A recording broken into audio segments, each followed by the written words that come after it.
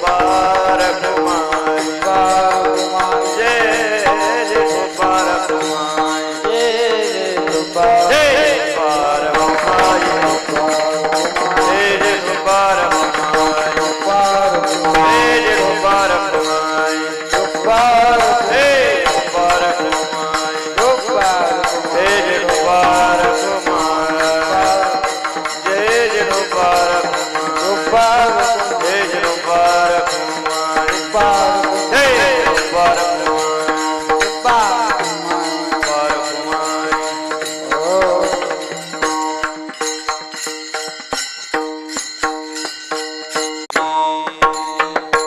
जय जय राम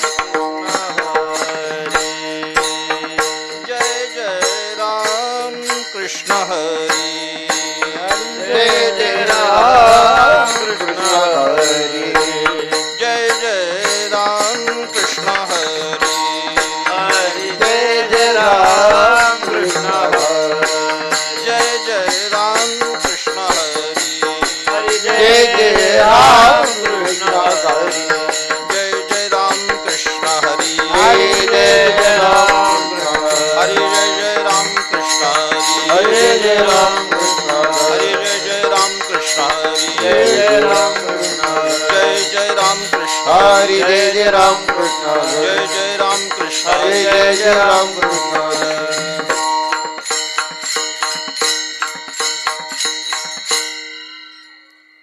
रूप पाहता लोचनी सुख झाले उसाजणी तोहा विठ्ठल बरवा तोहा विठ्ठल बरवा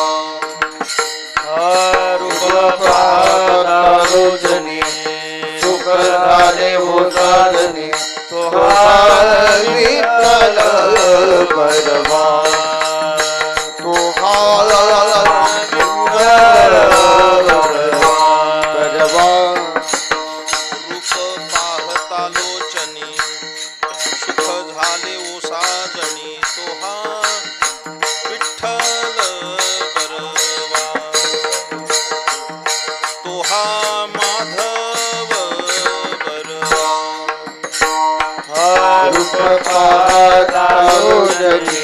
सुख झाले तोहा विठ्ठल बरवा तोहा माधव बरवा बहुता सुकृताची जोडी म्हणून विठ्ठली आवडी तोहा विठ्ठल बरवा तोहा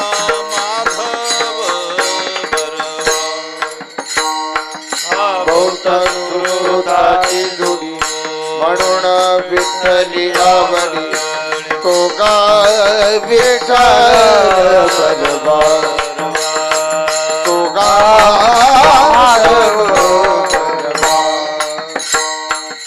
सर्व सुखाचे आगर बाप रखुमा देवीवर तोहा विठ्ठल बरवा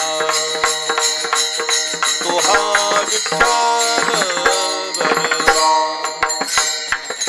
सर्व सुखाची आगर बाप कुमारीवर तोहा विठ्ठल बरवा तोहा बरवा सर्व सुखाचे आगर बाप रखुमा देवीवर तोहा विठ्ठल बरवा तोहा माधव बरवा सर्व सुखाची आगर बाप रखुमा देवीवर तोहा विठ्ठल बरवा तोहा माधव बरवा जय जय राम कृष्ण हरि जय जय राम कृष्ण हरि जय जय राम कृष्ण हरि जय जय राम कृष्ण जय जय राम कृष्ण हरि जय जय राम कृष्ण जय जय राम कृष्ण हरि जय जय राम कृष्ण जय जय राम जय जय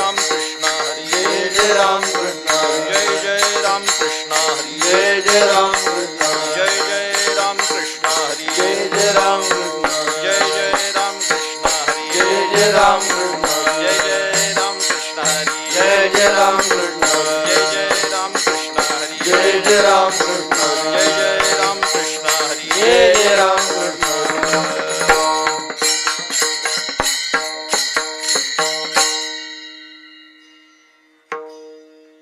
पवित्र तो देह वाणी पुण्यवंत पवित्र तो देह वाणी पुण्यवंत पवित्र तो देह वाणी पुण्यवंत पवित्र तो देह वाणी पुण्यवंत सोवदे अच्युत सर्व काळ सोवदे अच्युत सर्व काळ सोवदे अच्युत सर्व काळ पवित्र तो देह वाणी पुण्यवंत पवित्र तो देह वाणी पुण्यवंत पवित्र तो देह वाणी पुण्यवंत पवित्र तो देह वाणी पुण्यवंत सोवदे अच्युत सर्व काळ सोवदे अच्युत सर्व काळ सोवदे अच्युत सर्व काळ तयाच्या चिंतने तरतील दोषी तयाच्या चिंतने तरतील दोषी तयाच्या चिंतने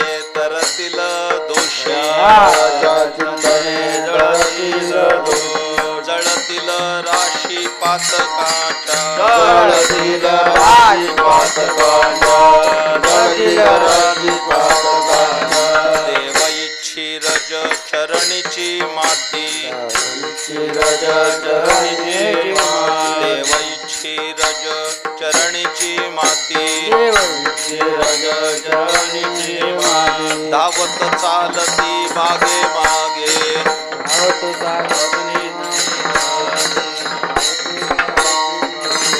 गायत्या उरले वेगळ्या आणिक गायत्या उरले वेगळ्या आणिक गायत्या उरले वेगळ्या आणिक गायत्या उरले वेगळ्या आणिक वैकुंठ नायक जया कंठी वैकुंठ नायक जया कंठी वैकुंठ नायक जया कंठी तुका म्हणे देव भक्ताचा संगम तुका म्हणे देव भक्ताचा संगम तुका म्हणे देव भक्ताचा संगम म्हणे देव भक्ताचा संगम येथे ओग नाम त्रिवेणीचा येथे ओग नाम त्रिवेणीचा येथे ओग नाम त्रिवेणीचा तुका म्हणे देव भक्ताचा संगम म्हणे देव भक्ताचा संगम तुका म्हणे देव भक्ताचा संगम म्हणे देव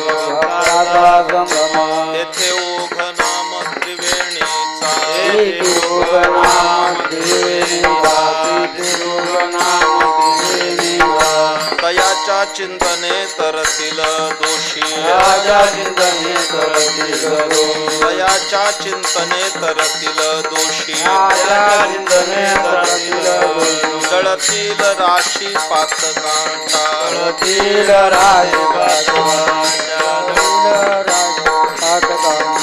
विठोबा रखुमाई जय जय विठोबा रखुमाई जय जय विठोबा रखुमाई जय जय विठोबा रखुमाई जय जय विठोबा रखुमाई विठोबा रखुमाई जय जय विठोबा रखुमाई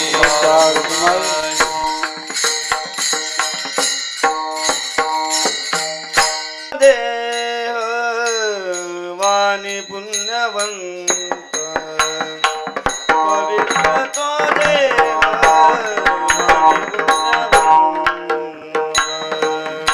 पवित्र तो देह वाणी पुण्यवंत पवित्र तो देह वाणी पुण्यवंत पवित्र तो देह वाणी पुण्यवंत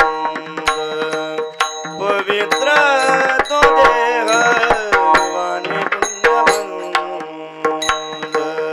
पवित्र तो देह वाणी पुण्य पवित्र तो दिग वाणी पुण्यवंत जोव देवच्युत सर्व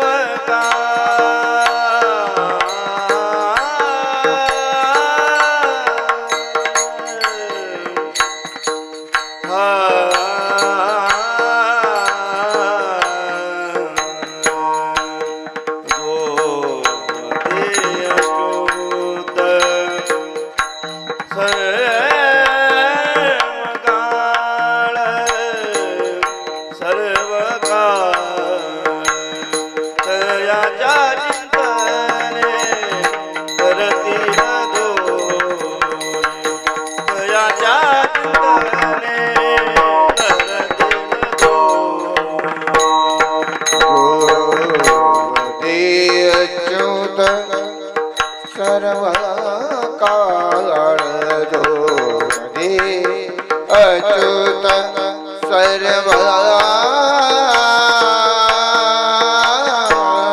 काळ तया जातीत रे तरतील दोषी तया जातीत रे तरतील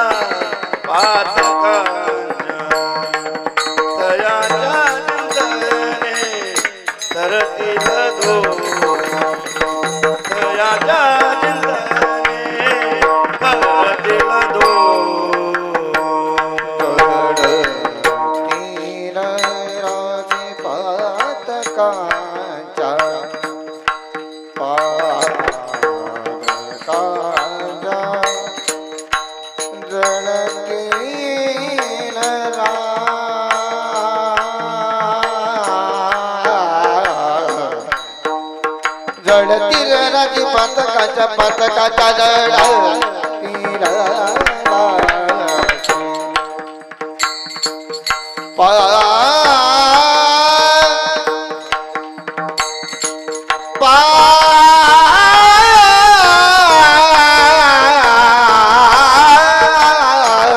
गळती गळती गळतील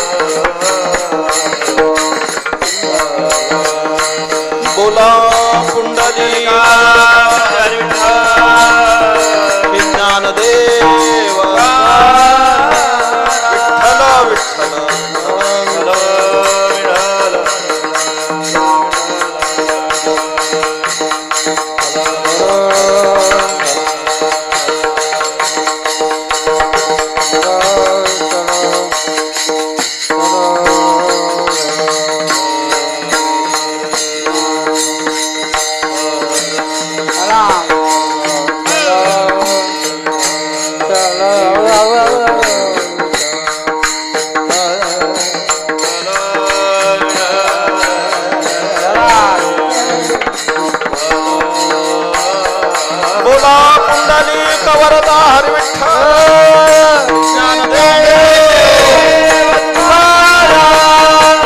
विठ्ठल विठ्ठल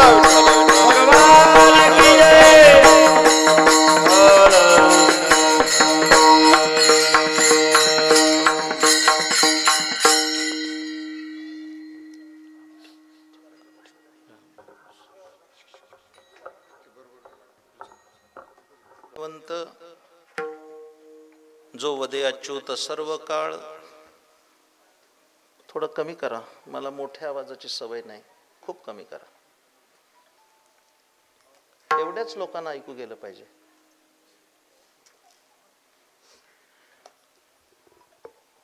पवित्र तो देह वाणी पुण्यवंत, जो वदे अच्युत सर्व काळ.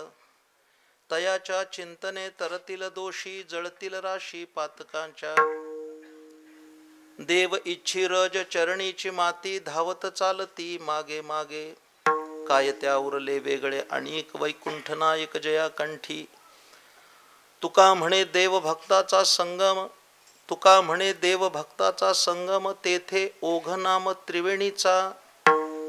तयाच्या चिंतने तरतील दोषी, जळतील राशी पातकांच्या. विठ्ठल विठ्ठल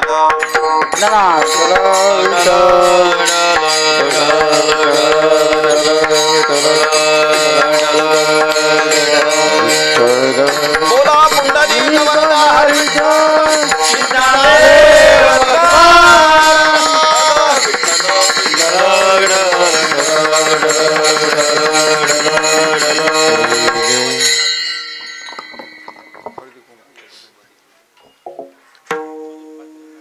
पवित्र तो देह वाणी पुण्यवंत, जो वदे अच्युत सर्व काळ. तयाच्या चिंतने तरतील दोषी, जळतील राशी पातकाच्या. वारकरी संप्रदायाचे थोर संत जगद्गुरु तुकाराम महाराज यांचा हा एक प्रासादिक असा अभंग आहे.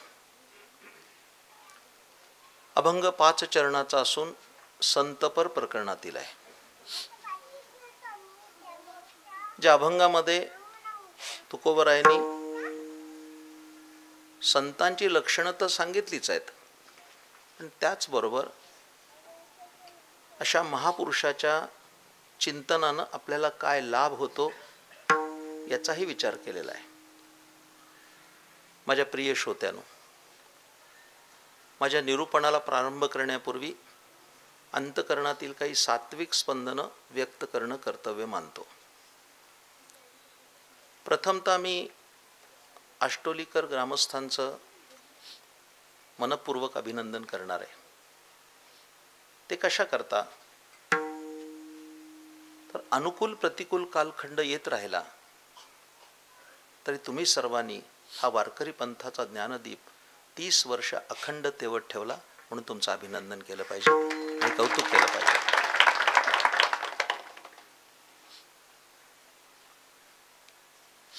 मी काही स्तुती पाठक नाही की बोलावलं म्हणून स्तुती केली पाहिजे. स्तुती करणं हा दोष असेल, पण वस्तुस्थिती सांगणं हा गुण आहे. जे केलंय, एखादी पारमार्थिक साधना जेवढ्या सहजतेनं सुरू होते तेवढ्या सहजतेनं त्याचं सातत्य टिकून राहत नाही, प्राय ती खंडित होते. पण या गावातील एक वारकरी पंथाचे निष्ठावंत पाईक असे आदरणीय हरिभक्तीपरायण संजू दादा यांच्याविषयी हरिभक्तीपरायण अनुप महाराजांनी मला कल्पना दिली. बरं वाटलं मला. असा प्रेरणा स्त्रोत असल्याशिवाय सत्कार्य उभी राहत नाहीत. इकडे लक्ष द्या. खरं तर आज मला येणं अत्यंत अवघड असं होतं. माझं गाव पश्चिम महाराष्ट्रात आहे. पश्चिम महाराष्ट्रातून मी वऱ्हाडात आलोय. आज येणं थोडं अवघड वाटत होतं, कारण आमच्या उद्या घरामध्ये लग्न आहे. त्या अनुप महाराजांना म्हटलं की मला जर रजा दिली तर बरं होईल. पण आमचे सन्मित्र आणि आमच्या सद्गुरू जोग महाराज वारकरी शिक्षण संस्थेचे एक प्रमुख हरिभक्तीपरायण तुकाराम महाराज प्रकृती अस्वास्थ्यानं उपस्थित न झाल्यामुळे परत दुसरी सुट्टी कशी द्यायची हा एक प्रश्न होता. खरं म्हणजे मी आजपर्यंत ऐकून होतो की एक राजहट्ट आहे, एक स्त्री हट्ट आहे, एक बालहट्ट आहे, त्याच्यात एक अनुप हट्ट जमा करावा लागेल. त्यांचा अट्टहास आणि आग्रह म्हणून येणं झालं. आल्यानंतर मात्र या ठिकाणी मी माझे अत्यंत निकटवर्ती आणि परमार्थ पथावरील एक सहकारी असे श्रद्धेय हरिभक्तीपरायण ज्ञानेश्वर माऊली शिंदे यांची भेट झाली. डोळा देखिला सज्जन निवारीला भागशीण. त्यांना पाहिल्यानंतर माझ्या प्रवासाचा शीण निघून गेला. खरं म्हणजे आष्टोली या गावाचं काहीतरी पुण्य म्हटलं पाहिजे. ज्ञानेश्वरीचं अक्षर व्यक्त करून मग सांगतो. थापटाक. कैसी आगळी दैवाची, जय गंगा उळली अमृताची, हो का जपे तपे श्रोतयाची फळा आली. काय ज्ञानेश्वर महाराज लिहितात, सांगतात. श्रोत्याचं काहीतरी पुण्य असावं, पण ज्ञानेश्वर माऊली शिंदे ते 7 दिवस राहिले हे तुमचं पुण्य आहे, लक्षात ठेवा. अन्यथा ज्ञानेश्वर महाराजांच्या सन्नीत त्यांची सतत ज्ञानेश्वरीची प्रवचनं अवघा जग बघतोय. लाईव्ह टेलिकास्टच्या माध्यमातून जगभरातले लोक त्यांची ज्ञानेश्वरी ऐकतायत. एखादा दिवस त्यांचं कीर्तन मिळणं दुर्मिळ आहे, पण ते 7 दिवस इथं राहिलेत हे बघून मला परम संतोष झाला. आजच्या कीर्तनात त्यांची प्रासादिक उपस्थिती ही प्रेरणादायी आहे. हे माझे सर्व भक्तिधामचे उत्तम गायक आणि वादक कीर्तनात उपस्थित आहेत. फक्त थोडा शांत स्वभावाचा माणूस आहे, मला सांभाळून घ्या. अशांत वातावरणात कीर्तन करू शकत नाही. खरं तर संप्रदाय, वारकरी संप्रदाय हा शांत रसाचाच उपासक आहे. आमचा संप्रदाय शांत आहे, आमचा ग्रंथ शांत रसाचा आहे. येत शांताची या घरा, अद्भुत आला हे पाहुणेरा, आणि येराई रसा पांती करा, झाला मानू. ज्ञानेश्वरी शांत रसात आहे. आपण जेवढं शांत बसाल तेवढं मी चांगलं सांगू शकेन. मला कल्पना आहे की थोडा वेळ झालाय कीर्तनाला. नियोजित पत्रिकेत नमूद केल्याप्रमाणे कीर्तनाला उशीर झालाय याची जाणीव आहे. अभंग मोठा आहे याची पण जाणीव आहे, आणि कीर्तन वेळेत सोडायचंय याची जाणीव आहे. या सर्व जाणीवा एकत्र करून थोडं सांगणार आहे, पण अतिशय गोड सांगणार आहे. ज्याला इंग्रजी भाषेमध्ये शॉर्ट बट स्वीट असं म्हणतात. थोडं पण अतिशय गोड. आणि खरं सांगू का, तुम्हाला बरं वाटावं असं कीर्तन करणार नाही, तुमचं बरं होईल असं कीर्तन करणार आहे. ज्यायोगे तुमचं आत्मकल्याण होईल, आत्महित होईल अशा स्वरूपाचं संक्षिप्त पण अत्यंत साक्षेपी काही विचार मांडायचा माझा मानस आहे. फक्त माझा दोष असेल, जेवढी शांतता प्रदान कराल तेवढं मी चांगलं सांगू शकेन. त्याकरता सर्वांनी आपले मोबाईल शांत करून ठेवा, कारण ते यंत्र चांगलं आहे पण माणसातून उठवतंय.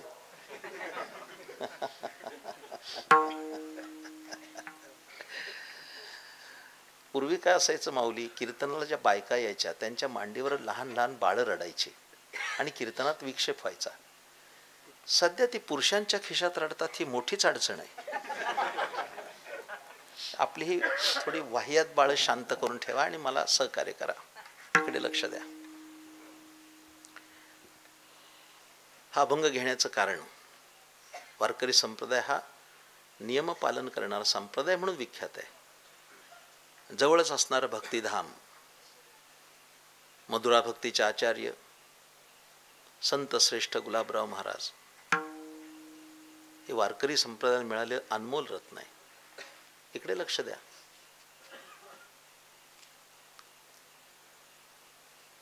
ते का विचाराला प्रभारित होऊन मी बोलतोय आपल्याशी.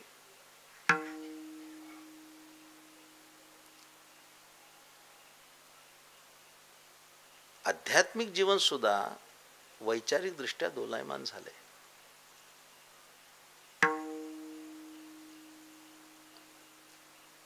पण आम्ही सगळे वारकरी संत गुलाबराव महाराजांच्या एका वाक्यावर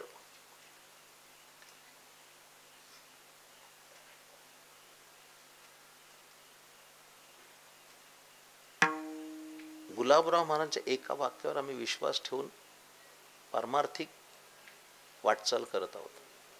माझ्याकडे लक्ष द्या. खूप वातावरण गढूळ झालंय, पण एक वाक्य गुलाबराव महाराजांच्या अंतःकरणात प्रगट झालं, ते आम्हाला मिळालं आणि ते आम्ही जतन केलंय आणि त्या अनुषंगानं आमची वाटचाल चालू आहे.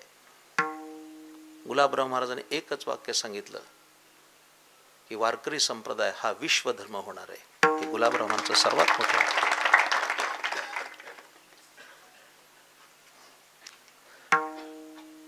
खरं म्हणजे ज्ञानेश्वर महाराज आम्हाला आज दर्शनासाठी उपलब्ध आहेत, ही गुलाबराव महाराजांचीच कृपा आहे. डोळ्यांनी अंध असताना सुद्धा त्यांनी काढलेलं त्यांचं छायाचित्रात वारकरी पंथाने मान्य केलंय, हे लक्षात घ्या. काल्पनिक चित्र पुष्कळ निघाली, पण आज जी मान्यता आहे ही संत गुलाबराव महाराजांनी रेखाटलेल्या छायाचित्राला आहे. अशा महापुरुषाच्या पंचक्रोशीत मी आलोय. इकडे लक्ष द्या. हे संत कसे असतात माझ्या प्रिय श्रोत्यांनो? परिसरातून अनेक वेगवेगळे मान्यवर आलेले आहेत, सर्व क्षेत्रातले, समजू शकतात. जगामध्ये अनेक भक्तिपंथ आहेत, हे लक्षात घ्या. काही तोटा नाहीये, काही तोटा नाही. पण शहाण्या लोकांचा पंथ कोणता, असा जर प्रश्न आला, अगदी MPSCला UPSCला पण आला, तर शहाण्या लोकांचा पंथ कोणता, तर फक्त आणि फक्त वारकरी पंथाचंच नाव घ्यावं लागेल. हे तुम्ही कधी विसरता कामा नये, लक्षात ठेवा. आणि वारकरी संप्रदायाने आपली संतत्वाची व्याख्या अत्यंत अनुकुचीदार ठेवली आहे. वारकरी कुणालाही संत म्हणायला तयार नाहीत. जे अनेक दृष्टीने संतावळ उपलब्ध दिसते, सांप्रदायिक लोक त्याला मान्यता देतील असं वाटत नाही मला. संत आणि असंत सारखाच दिसतो, लक्षात ठेवा. फार मौज आहे मोठी. जरा बोलू का? ऐकता? सांगू म्हणता? शेजारी बसलेला माणूस कळत नाही तर संत कधी कळणार? शेजारी बसलेला माणूस कळत नाही तर संत कधी कळणार? ज्ञानेश्वर महाराजांना चांदीचा रथ आहे, चांदीची पालखी आहे, चांदीचा मुखवटा आहे, रोज पंचपक्वान्नाचा नैवेद्य आहे. हे आज आहे. पण हयात असताना त्यांना कोणी मधुकरी वाढली नाही. हे विदारक सत्य आम्ही नाकारू शकत नाही, लक्षात घ्या. एक काळ असा होता की ते इंद्रायणीच्या तीरावरून जात असतील, त्यांना कोणी स्पर्श झाला तर लोक आंघोळ करत होते. संन्याशाच्या मुलाला स्पर्श झाला, विटाळ झाला, आंघोळ करत होते. ऐकताय ना? नीट आहे का? तेव्हा ज्ञानोबाला कोणी शिवलं तर आंघोळ करत होते, आणि आता शिवण्यासाठी रांगा लावून उभे आहेत. हा केवढा बदल झालाय. इंद्रायणीच्या पलीकडे रांग गेली की लोक आमच्याकडे येतात, महाराज गर्दी फार आहे, पास मिळेल का? म्हणजे शिवण्याचा वशिला सुरू झालाय. हे संत त्या काळात कळाले नाहीत. प्राचीन आणि अर्वाचीन संतांची कमी अधिक प्रमाणात अशीच अवस्था होती. त्या काळात संत गजानन महाराजही कळाले नाहीत, साईबाबाही कळाले नाहीत. साईबाबांनी तर दिवाळीला घराघरात तेल मागितलं. साई चरित्र वाचा. द्वारकामाई में दिया जला है, थोडासा तेल दीजिए. शिर्डीत त्यांना कुणी तेल दिलं नाही. त्यांनी पाण्याने दिवे लावले. आणि आता सगळी शिर्डी त्यांच्या जीवावर दिवाळी करते. किती अवघड आहे. संत कळणं खूप अवघड आहे, लक्षात ठेवा. सारखेच दिसतात. माझ्यावर वारकरी कीर्तनाचे उत्तम संस्कार करणारे होते वारकरी संप्रदायभूषण सदानंद महाराज आळंदीकर. ते गुरुजी असं म्हणायचे की वेडान साधू सारखाच दिसतो, पण वेडा तो वेडान साधू तो साधू. उलट अशी गडबड होते की लोक वेड्याला साधू म्हणतील आणि साधूला वेडा म्हणतील. अशी विचित्र मनोवृत्ती लोकांची, कळत नाही.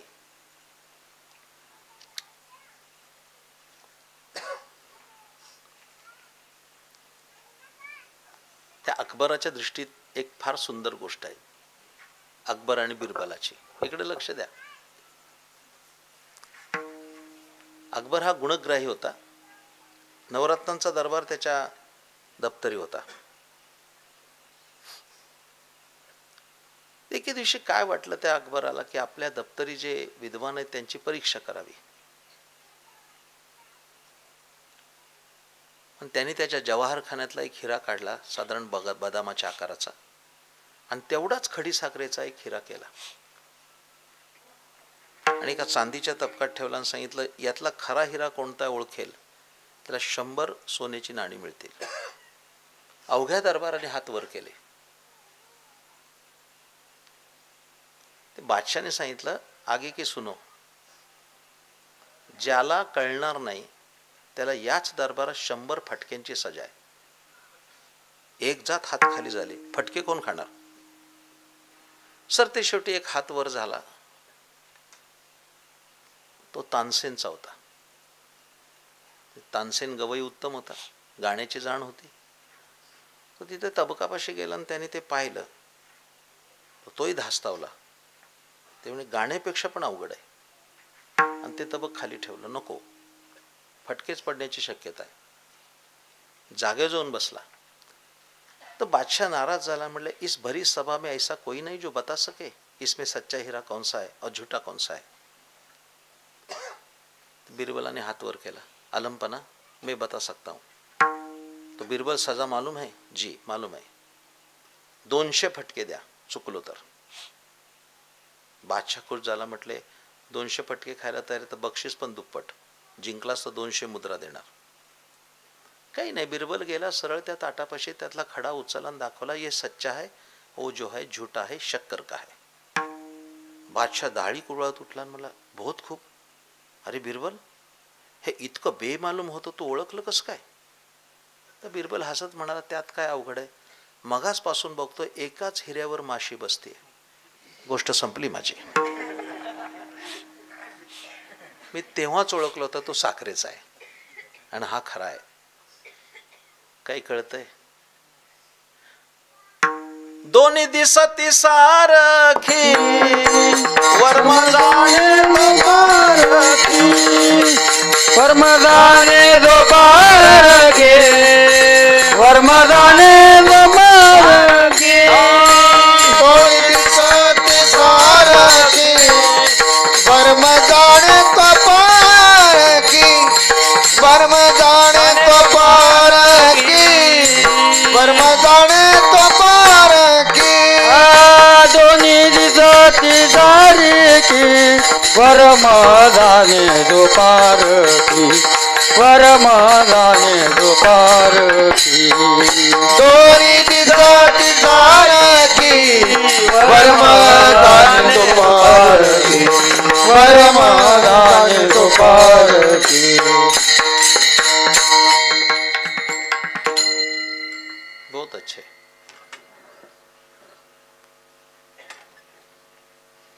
म्हणून वारकरी संप्रदायाने संतत्व बाह्यांगावर ठेवलेलं नाही. त्यांनी अंतर्लक्षणांचा जास्त विचार केला.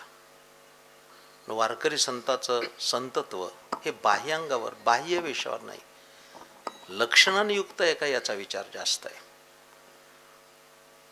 श्रीमद भागवगीतेच्या 12व्या अध्यायात सगळी भक्तांची लक्षणं सांगितली 13व्या श्लोकापासून.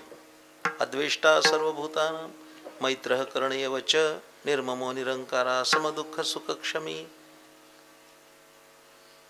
आणि वारंवार देवाने उल्लेख पण केलाय, तुम्ही बघा नीट.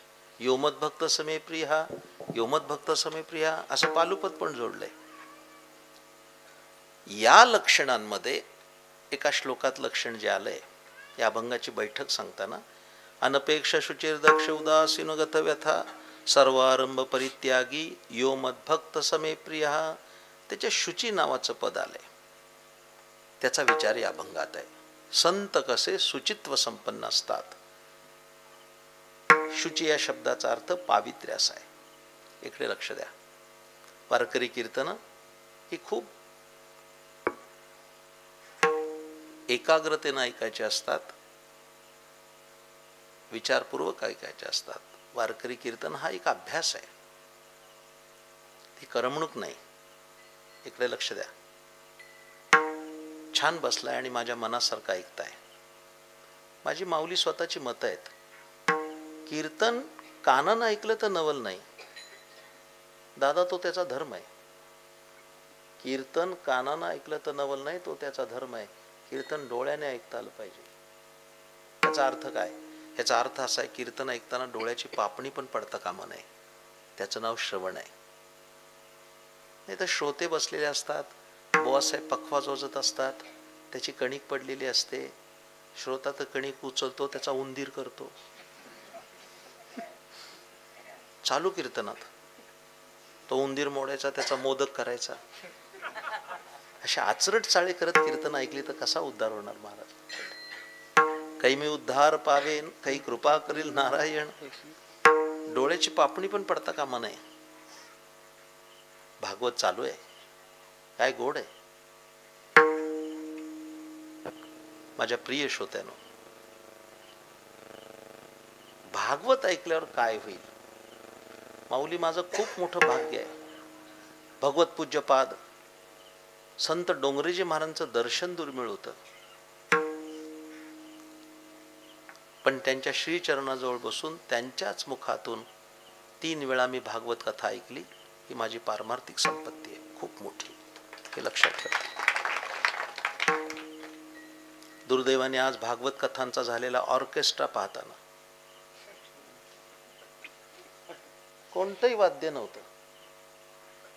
ते व्यासपीठावर विराजमान व्हायचे आणि आधी वृंदावनात जायचे आणि मग कथा सुरू होत असे. आणि कथा संपल्यानंतर त्यांना वृत्तीवर येण्यासाठी काही काळ जात असे. असं ते भागवत होतं. फलश्रुती काय? तुम्ही भागवत ऐकताय.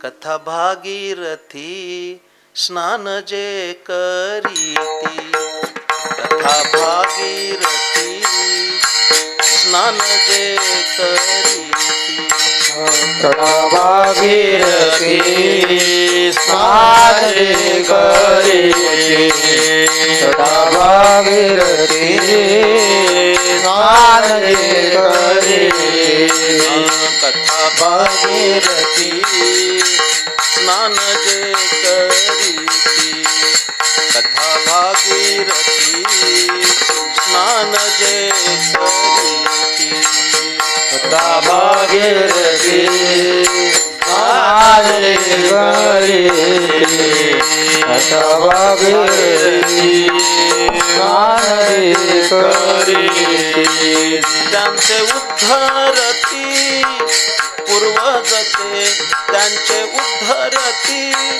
पूर्वजते, त्यांचे उद्धरती पूर्वजते, कथा भागीरथी स्नान जे करीती, कथा भागीरथी स्नान जे करीती, त्यांचे उद्धरती पूर्वजते, त्यांचे उद्धरती पूर्वजते, त्यांचे उद्धरती पूर्वजते, कथा भागीरथी स्नान जे करीती, कथा भागीरथी स्नान जे करीती.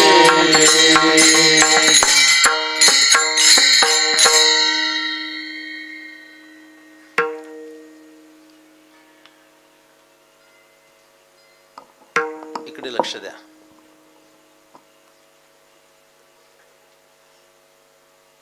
आम्ही सर्व शास्त्र मानणारे लोक बसलोय. शास्त्र आमच्या उभवीत कल्याणासाठीच निर्माण झाली.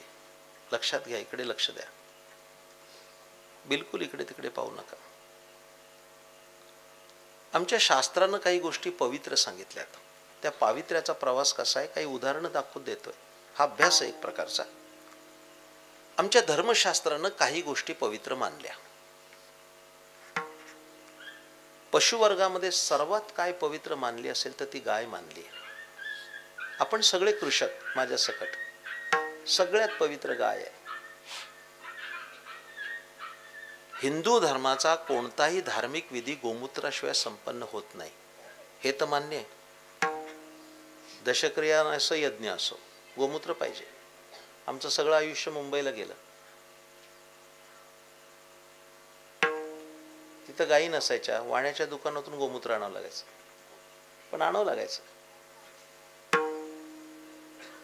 गाय हा माझा खूप अभ्यासाचा विषय. राष्ट्रबंधू राजीव दीक्षित हे माझे अत्यंत निकट असे मित्र होते. वाचा आपण आणि पहा.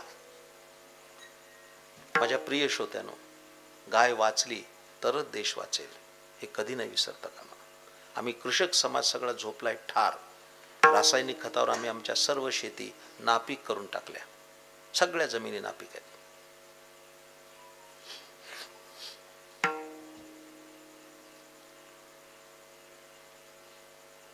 इथे कोणी वैदिक असेल त्याला माझं बोलणं कळेल. यज्ञाला बसणाऱ्या यजमानाचा देहशुद्धी होण्यासाठी त्याला पंचगव्य प्राशन विधी आहे. हे काय भानगड आहे पंचगव्य? तर गाईचं दूध, दही, तूप, मूत्र आणि शेण एका विशिष्ट प्रमाणात दर्भ घेऊन अभिमंत्रित करून ते रसायन त्याला प्यायला द्यायचं असतं, तेव्हा त्याची देहशुद्धी होते.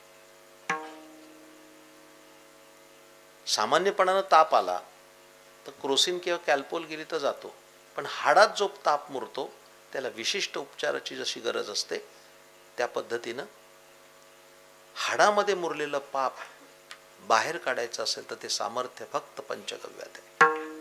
हे लक्षात घ्या. जास्त बोलणार नाही. एक साधं सांगतो की आपण सगळे लोक धार्मिक आहात. रस्त्यानं आपण चाललोय, समोरून जर गाय आली, आपली प्रतिक्रिया काय असेल? काय असेल? जाता जाता आपण हात लावणार, नमस्कार करणार का नाही? काय म्हणून? ती पवित्र आहे म्हणून, होय ना? आणि अशीच समोरून म्हैस आली तर, आणि ती पंढरपुरी असेल तर कोण तिला नमस्कार करणार? तिला काही पावित्र्य प्रदान केलं नाही शास्त्राने. गाय पवित्र आहे. मी त्याच्यावर सबंध एक व्याख्यान देऊ शकेल कृषक समाजासाठी.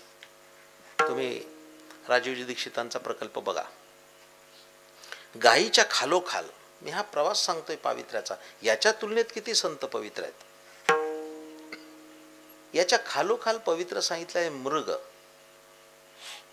कस्तुरी मृग, तो पवित्र आहे. पण त्याचं मृगाजीन साधू संत बसायला घेतात साधनेसाठी, ऐकताय ना? आणि त्याच्या बेंबीमध्ये कस्तुरी असते,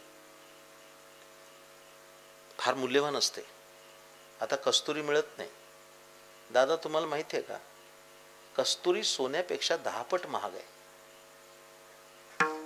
आता 85,000 10 ग्रॅम सोनं आहे. 10 ग्रॅम कस्तुरी घ्यायची असते तर 8.5 लाख रुपये लागतात. एवढी महाग आहे आणि मिळतही नाही. पण आपले वारकरी साधे भोळे पंढरपूरला गेले की त्या शिवाजी चौकात, शिवाजी महाराजांचा चौक आहे की नाही, रेल्वे जाताना छत्रपती शिवाजी महाराज चौक, चौकामध्ये त्या भिकारणी बसलेल्या असतात. त्यांच्याकडनं 100 रुपयात आणतात. मला माऊली प्रश्न पडलाय, तिच्याजवळ जर कस्तुरी असती तर ती आस्तुरी रस्त्यावर का बसली असती? तिची काही कस्तुरी नसते. ती दादान तो खोटा असतंय, पण ते घेतात लोक. विस्तार करणार नाही. हे पशुचा विषय झाला. धातू वर्गात काही धातू पवित्र सांगितलेत. त्यात पहिला पर्णी लागली सोन्याची. सोनं अत्यंत पवित्र आहे, लक्षात घ्या. सोन्याचं मूल्य कमी होत नाही. सोनं मूल्यवान आहे आणि पवित्र आहे, दोन्ही गोष्टी. पण शास्त्र बोलतो सोनं घालावं अंगावर, हबोपा असला तरी. असा काही निषेध नाही. हा, मातीमोल मानावं हा विषय आहे. सोने रुपया मृत्तिके समान, माणिक वाषाण खडे जैसे. कारण का, जर आपल्या अंगावर सोनं असेल आणि आम्ही स्नानाला बसलो तर त्या सुवर्णावरनं पाणी जेव्हा अंगावर पडतं त्याला सुवर्ण स्नान घडतं. आता हे विस्तार करायला मला खूप जागा आहे. संस्काराचा विचार बघा म्हणजे तुम्हाला कळेल. सांगू म्हणता? ठीक आहे. असं काही ठरलं नाही की सगळा अभंग संपलाच पाहिजे. पुरुषांना कळणार नाही, बायकांना कळेल. बाळ जन्माला आल्या आल्या, हे लक्षात घ्या, जन्माला आल्या आल्या धर्मशास्त्रानं असा निर्णय दिलाय की त्या बाळाच्या जिभेवर सुवर्ण शलाकेनं मधानं ओंकार लिहावा. आता बाळंतपण हॉस्पिटलमध्ये होतात म्हणून ते होत नाहीत, पण पूर्वीच्या काळात नालछेदनापूर्वी सोन्याची काडी घेऊन मधात बुडवून त्या बाळाच्या तोंडावर ओंकार लिहावा जिभेवर. काही कळतंय? म्हणजे जन्माला आल्या आल्या जिभेवर सोनं आहे आणि मरताना तोंडातही सोनंच आहे. इथं ठेवतात का नाही? इकडं पद्धत आहे का नाही? नाही. मेलेल्या माणसाच्या तोंडात मणी. माझे आजोबा खूप बागायतदार होते. त्यांच्या दातात त्यांनी असे गिरमिटने होल पाडून त्याच्यात सोन्याच्या मेखा ठोकल्या होत्या. सावकार होते. तर मी एक दिवस विचारलं आमच्या आजोबाला, हे काय हो तुमचे दात चमकतायत? मी लहान होतो. ते म्हणले आम्ही सोनं ठेवलंय तोंडात. मी म्हटलं का म्हणून ठेवले? ते म्हणले आम्ही मेल्यावर ठेवाल का नाही म्हणून आधीच ठेवलंय, असं ते म्हणाले होते त्यावेळेला. म्हणजे जन्मताना तोंडात सोनं आहे, मरताना सुद्धा काही निषेध नाही त्याचा. मातीमोल मानावं हे 100% बरोबर. ते जरा अचूक सांगतो. सोनं इतकं पवित्र आहे, शास्त्र असं बोलतं सोनं घाणीत पडलं तरी उचलून घ्यावं. ऐकताय ना? सोनं घाणीत पडलं तरी उचलून घ्यावं. आणि सध्या तर घ्यावंच घ्यावं. काय अर्ध्या तोळ्याची अंगठी गटारात पडली म्हणून काय समर्प आहे मी म्हणता? माऊलींना विचारा, आमच्याकडे बैलपोळा आहे, तुमच्याकडे आहे का बैलपोळा? कधी असतो? हा, आता पौर्णिमेला का अमावस्याला? कोणत्या अमावस्याला? पिठोरी अमावस्याला. आमच्याकडे भादवी पोळा आहे, भाद्रपदात पोळा. बैलाला ओळतात का त्या दिवशी? आमच्याकडे पण ओळतात. आता या पोळ्याला काय झालं, बैल मिरून आली ना, एक बाई त्याला ओवाळायला गेली, औक्षण करायला. पुरणपोळी चारतात, निरंजन घेऊन तिला ओवाळतात, कुंकू लावतात. ती कुंकू लावलं, निरंजन फिरवलं आणि पोळी चारायला गेली. त्या औक्षणासाठी अर्ध्या तोळ्याची अंगठी होती, ती बैलांनी खाऊनच टाकली. असा तमाशा झाला. आता बैलाला काय सोनं कळणार, तो बैलच. काही कळतंय का नाही? आता बैलाला कसं सोनं कळणार? ती अंगठी घेतली खाऊन, ती बाई धास्तावली सासूरवाशीण. आता अर्ध्या तोळ्याची अंगठी कुठून आणायची? बैलांनी खाऊन टाकली. आली का नाही पंचायत? हा, 45,000ची अंगठी अर्ध्या तोळ्याची. चालू वर्तमानकालीन दराने हात लावून बसली. आता एकच पर्याय होता तिला, बैल बांधून ठेवला, त्याने शेण टाकलं की घमिल्यात धुवायची. माऊली तुम्हाला सांगतोय ॲज इट इज घडलेली घटना. दादा 8 दिवसांनी ती बैलाच्या शेणातून अंगठी पडली. बैला केवढा आनंद झाला. ऐकताय का? 8 दिवस बैलाच्या पोटाचा प्रवास करून घाणीतून अंगठी आली, पण सोनाराने 45,000 दिले. मूल्य कमी होत नाही, त्याचं पावित्र्य कमी होत नाही. सोनं पवित्र आहे. सोन्याच्या खालोखाल पवित्र धातू तांब सांगितलाय. म्हणून देवपूजेची उपकरणं तांब्याची असावीत. खरं तर चांदीची असावीत, परंतु तांब्याची तरी असावीत. आयुर्वेद असं बोलतोय की तांब्याच्या भांड्यात पाणी ठेवल्यानंतर ते जर प्राशन केलं तर अनेक रोगांचा नाश होतो. तुमची क्षमा मागून बोलतो, फक्त घासायचा त्रास म्हणून ती भांडी आम्ही माळ्यावर फेकली आणि चकचकीत स्टेनलेस स्टीलची आणली. माझं कीर्तन ऐकून आष्टोलीतले 5-10 तांब्याच्या हांडे खाली उतरले तरी कीर्तन यशस्वी झालं. त्याच्यातनं चांगलं होईल. तांब पवित्र आहे. वस्त्राचे विषय दिलेले आहेत. सगळ्यात पवित्र रेशीम सांगितलंय.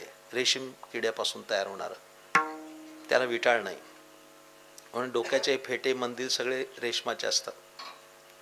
त्याच्या खालोखाल मेंढीचं लोकर पवित्र मानलं. ही जी घोंगडी आहे तिला दोष नाही, तिला अपवित्रपणा नाही, ती सदैव पवित्र आहे. म्हणून कीर्तनाच्या खाली आसन म्हणून ती टाकली जाते. स्त्रियांनी मासिक धर्मामध्ये 4 दिवस घोंगडीच अंथरावीन पांघरावे असं शास्त्र बोलतं, त्याला विटाळ नसल्यामुळे.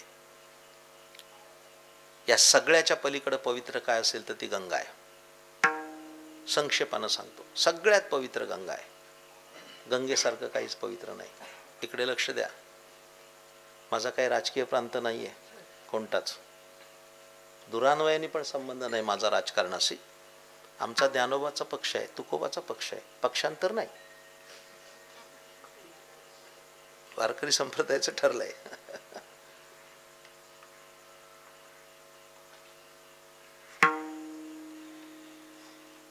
इकडे लक्ष द्या.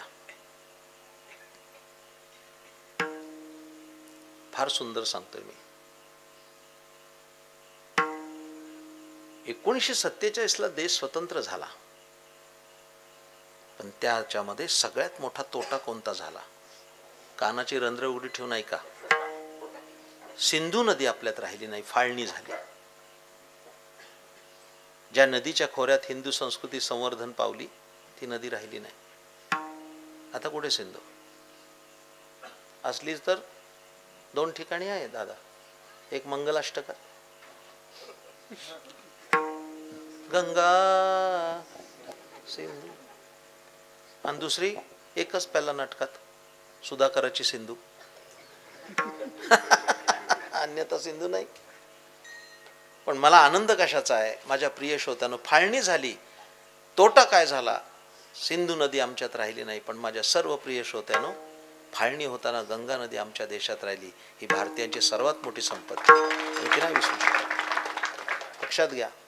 एकच गंगा अशी की संपूर्ण भारत सुजलाम सुफलाम करू शकते नदीजोड प्रकल्पात. वैशिष्ट्य खूप आहे, तोही माझा अभ्यासाचा विषय. गंगा इतकी पवित्र आहे की गंगेचं वैशिष्ट्य असं आहे की गंगेच्या पाण्यामध्ये कधी जम्स होत नाहीत. सगळे नाही का तुम्ही? हे सगळे भावी कीर्तनकार आहात. गंगेमध्ये जम्स, तुमचा ॲक्वा फेना असो, ॲक्वा यश असो, नाही तर ॲक्वा गार्ड असो, जम्स होतात. गंगेचं सगळ्यात, माझ्याकडे जवळजवळ 30 वर्षापूर्वी आणलेली गंगा आहे, अजूनही स्फटिकासारखी शुद्ध आहे. नाही तर बाटलीत तुम्ही ठेवा, एक्सपायरी डेट आहे त्याला सुद्धा, पाण्याच्या बाटलीला. गंगेमध्ये कधी जम्स होत नाही, इतकी ती पवित्र आहे. गंगा पापनाशिनी, तापहारिणी, पुण्यदायिनी. पण ही गंगा जेव्हा मलिन होते, ज्ञानेश्वर महाराज म्हणतात, संतांचे अंग लगे पापा ते झिणे गंगे, तेणे संत संगे शुचित्व कैसे. गंगा जेव्हा मलिन होते तेव्हा काय होतं माहिती आहे? गंगा मलिन झाली की त्याला संत पुन्हा शुद्ध करतात. गंगेहुनी थोर साधू शुचिष्मंत, गंगा शुद्ध होत त्यांचे संगे, गंगा शुद्ध होत. गंगेहुनी थोर साधू शुचिष्मंत होत त्यांचे संगे, गंगा शुद्ध होत.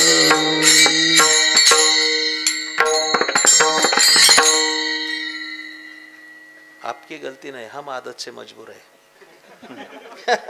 तो क्या करे. एकाने माऊली मला काय प्रश्न विचारला, काय विचारते त्याचा नियम नाही. श्रोते महाराज होणं सोपं आहे, प्रश्न आले की अडचण आहे. एकाने मला काय विचारलं माहितीये का, महाराज देवळात जाताना घंटा वाजवायची का बाहेर येताना वाजवायची, काय प्रश्न आहे. त्याला म्हणलं तुला वेळ मिळेल तेव्हा वाजव, फक्त कीर्तन चालू असताना वाजवू नको, एवढं कळलं तरी पुष्कळ आहे. एकाने काय प्रश्न विचारला, मस्त प्रश्न आहे, मला आवडला तो प्रश्न सुद्धा. तर काय म्हटलं, पंढरपूरला ज्ञानेश्वर महाराजांचा पालखी सोहळा जातो तेव्हा त्याला पादुकांना निरेमध्ये चंद्रभागेत आंघोळ घालायची काय कारण? जे ज्ञानगंगे नहाले असे जे संत ज्ञानेश्वर महाराज आहेत, तर पंढरपूरला गेल्या चंद्रभागेत त्यांना का आंघोळ घालतात, असा प्रश्न आला. मी म्हटलं आता त्याला उत्तर दिलं पाहिजे. मी म्हटलं बाबा रे, ज्ञानेश्वर महाराजांना चंद्रभागेच्या स्नानाची गरज नाही, पण तुझ्या माझ्यासारखे लोक स्नान करतात तर चंद्रभागा अशुद्ध होते आणि एका ज्ञानोबाने आंघोळ केली की ती परशुद्ध होते, म्हणून त्याला स्नान करतात. संतांच्या नुसत्या स्पर्शानं गंगा शुद्ध होते, लक्षात ठेवा. ते किती पवित्र असतील, विचाराचा मुद्दा आहे. आणि त्या पवित्राचा विचार तुकाराम महाराज अभंगाच्या पहिल्या चरणात सांगतात. पवित्र तो देह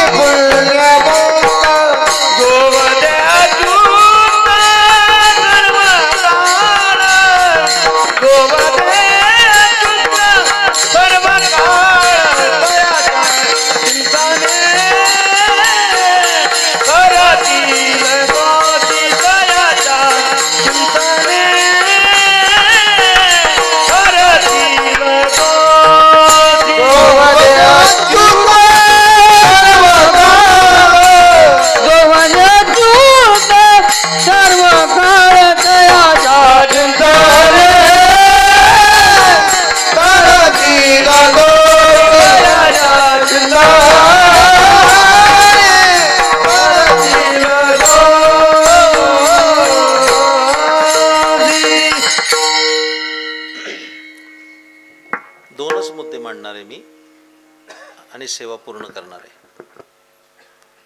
पवित्र तो देह वाणी पुण्यवंत हा अभंग असा आहे की पहिल्या चरणापासूनच वाद सुरुवात होईल, वादाला आरंभ होईल. म्हणजे मी काय वाद घालायला ऑस्ट्रेलिया आलो नाही,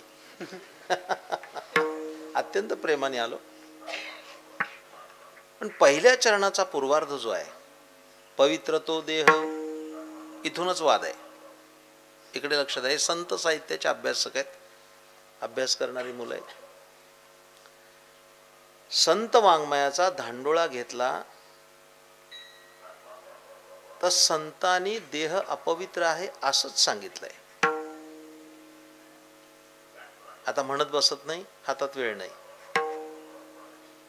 पण आपण बेंबीच्या देठापासून ओरडून म्हणतोय, हा देहो नाशिवंत म्हणतोय की नाही. रव रव दुर्गंधी रे अमंगळतेचा बांधा. माझा प्रश्न काय आहे, इकडे लक्ष द्या तुम्ही सगळे अभ्यासक. प्रश्न माझा काय आहे, ज्याची निर्मितीच घाणीत झाली त्याच्याकडनं पावित्र्याची काय अपेक्षा करायची. काही प्रश्न कळतोय का? ज्याची निर्मितीच घाणीत झाली, विष्ठा लेप चहूकडे, नाकी तोंडी कृमिकिडे, गर्भवासीचे दुःख गाडे कोणापुढे सांगावे. ना तरी मातेच्या उदर कुहरी, पचोनी विष्ठेच्या दाथरी, उकडोनी नवमास्वरी, जन्म जन्मोनी मरती. त्या घाणीत देह वाढला.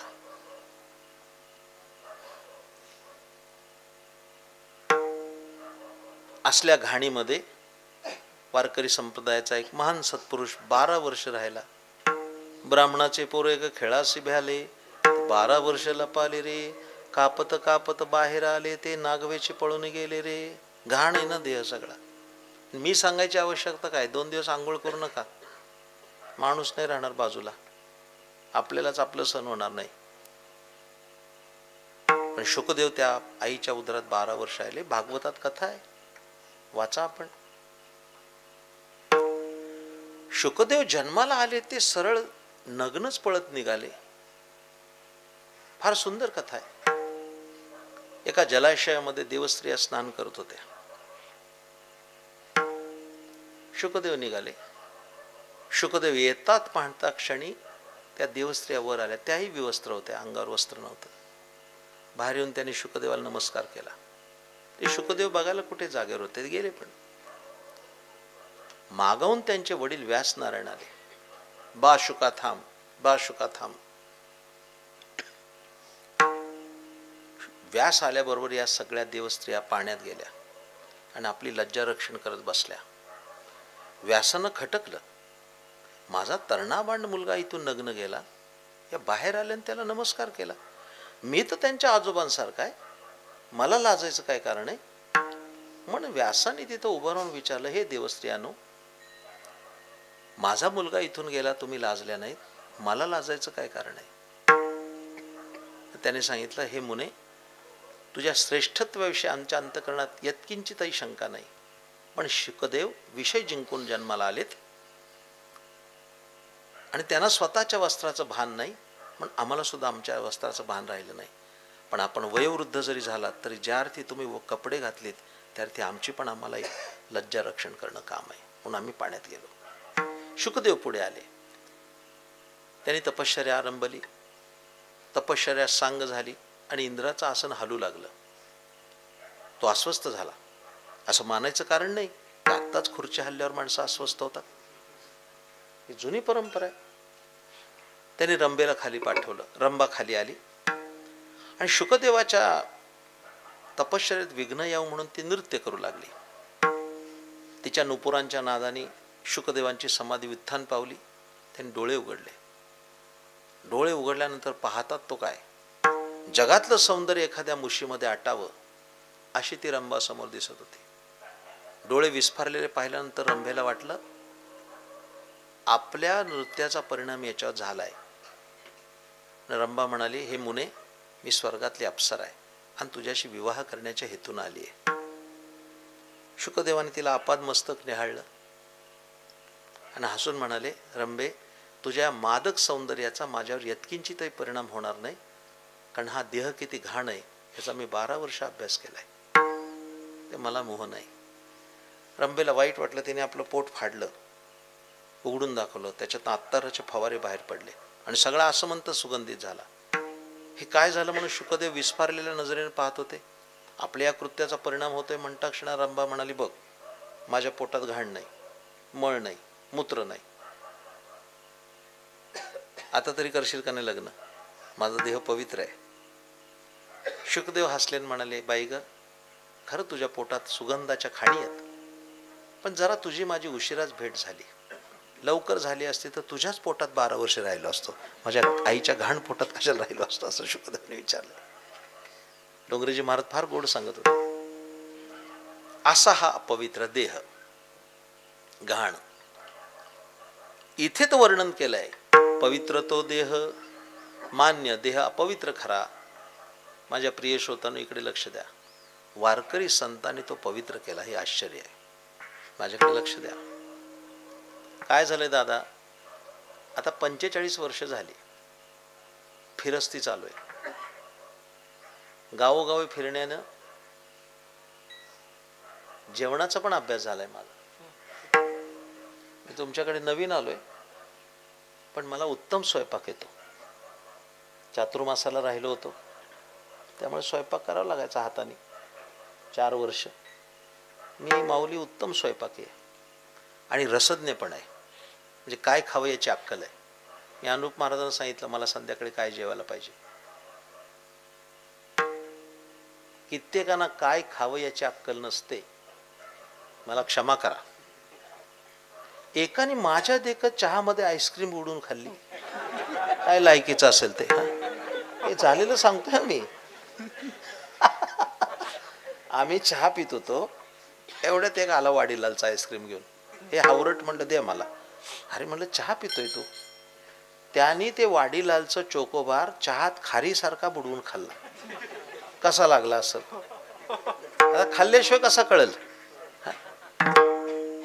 कसं अहो षड्रस आहेत, त्याच्यामध्ये पेय आहे, चोष्य आहे, ठीक आहे नाही.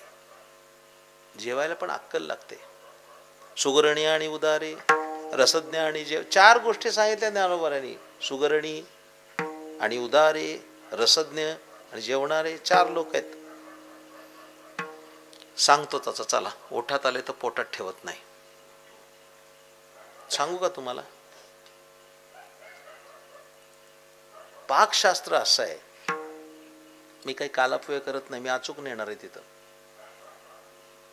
एखादी खेड्यातली बाई पाण्याला जरी तिने फोडणी दिली ना, पाण्याला, तर ती आमटी अमृतासारखी लागते. कारण तिच्यामध्ये अन्नपूर्णेचा अंश आहे. काही साधन सामग्री नसते, नुसती पाण्याला फोडणी टाकते चुलीवर, आमटी अमृतासारखी लागते. आता मी संजू दादांकडे जेवलो, सुंदर जेवलो, फार सुंदर जेवण. आणि ही रसज्ञाची पोचपावती आहे, कोणाची नाही. उत्तम मला कळतं त्यातलं. खेड्यातली बाई पाण्याला फोडणी देईल तर ती आमटी अमृतासारखी लागते. आणि जी बाई शहरातली पाकशास्त्राचं पुस्तक वाचून करते ना, 2 चमचे तेल, 1 चमचा मोहरी, अर्धा चमचा हिंग, 4 कढीपत्त्याची पानं, कुठं गेली बरं? ती शोधेपर्यंत फोडणीचा धुरळा झाला. आणि तसली आमटी पिताना गोमूत्राची आठवण नाही झाली तर नवल. प्यावं लागतं, काय करणार.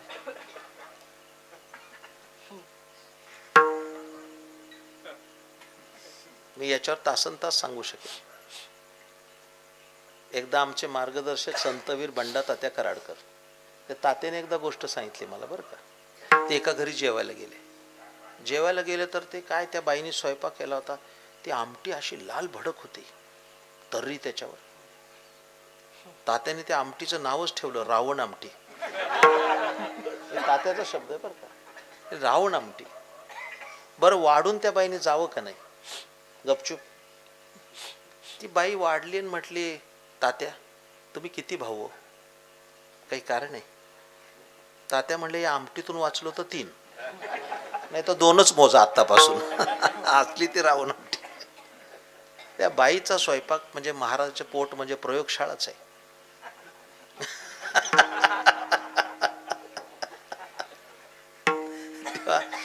इकडे लक्ष द्या. एका घरी जेवायला गेलो मी, अजिबात बाजूला गेलेलो नाही, एकदम सुचारूपणानं चाललोय. जेवायला गेलो, काय त्या बाईने स्वयंपाक केला होता, आहा हा हा. पहिल्या आमटीच्या फुरक्यातच कळलं बाई सुगरण नाही. पण त्यातल्या त्यात भाजी इतकी सुंदर होती, क्या बताऊ, बहुत बढिया. 3 वेळा खाल्ली मी मागून. आत्ता सुद्धा कोबीची भाजी 1 नंबर होती. 3 वेळा घेतली, पोट भरली.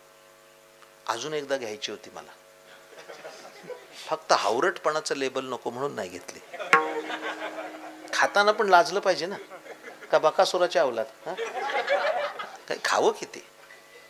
तर त्या बाईने स्वयंपाक केला होता, ती इतकी सुंदर भाजी होती, तिने केलेली. मी मिटक्या मारी 3 वेळा खाल्ली ना, अजून एकदा घ्यायची होती तर नाही घेतली. स्वयंपाक जेवलो, बाहेर आलो, बैठकीत बसलो, तेवढ्यात ती बाई बाहेर आली. हे झालेलं सांगतो ॲज इट इज. म्हणजे महाराज मंडळातून उशिरा निरोप आला,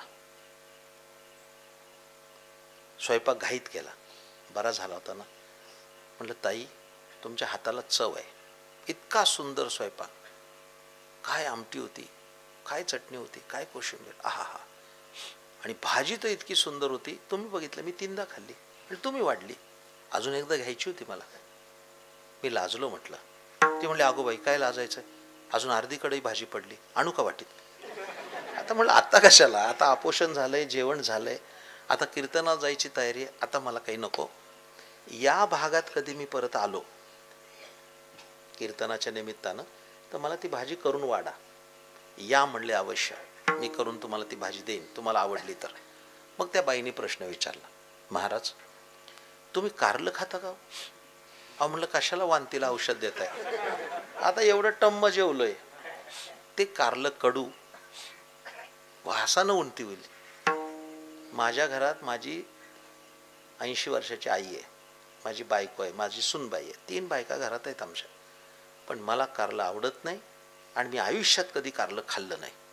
ती बाई म्हणली, अगं बाई, मग आता कशाची भाजी खाल्ली? 3 वेळा. ती कारल्याचीच होती. मी कपाळावर हात मारला. कारल्याची भाजी एवढी मधुर, तिथं कडू असते. मग त्या बाईला मी विचारलं, का हो म्हटले, कारलं कडू असतं, ते गोड कसं झालं? ती म्हणली, महाराज, मी त्याच्यावर पाकशास्त्राचे संस्कार केले. म्हणजे काय केलं, घरी आणलं, ते चिरलं, त्याला बिया काढल्या, त्याच्यामध्ये शेंगदाण्याचा कूट, खोबऱ्याचा किस, मसाल्याचे पदार्थ, चिंच, गूळ. आता तरी मान्य कराल का नाही मला स्वयंपाक येतोय? हे सगळे पदार्थ घातले आणि कारल्यावर पाकशास्त्राचे संस्कार केल्यामुळे कारलं कडू होतं, ते गोड झालं. दृष्टांत संपला. कारलं जातेच कडू, पण त्याच्यावर पाकशास्त्राचे संस्कार झाले तर त्यांनी कडू स्वभाव सोडून ते गोड झालं. तसं देह अपवित्र खरा, पण वारकरी संतांनी त्याच्या नामस्मरणाचे संस्कार केले. परिणाम पवित्रची होय. देह त्याचा पवित्रची होय. पवित्रची होय. देह त्याचा पवित्रची होय. हरी पाठ कीर्ती मुखे धरी गाय. हरी पाठ कीर्ती मुखे धरी गाय. पवित्रची होय. पवित्रची होय. पवित्रची होय. पवित्रची होय.